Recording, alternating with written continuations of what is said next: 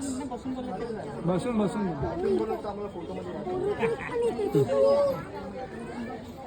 नमस्कार, चालू आहे ना? हो चालू आहे. नमस्ते सर्वांना. कशा आहात सगळेजण? आणि विसर्जन कोणाचं झालेलं आहे, कोणाच्या बाकी आहे? कसं काय झालंय? आवाज येत नाहीये. कसं झालं आहे? आणि इथे पण आपण गणपतीच्याच निमित्ताने आला आहोत. हो ना?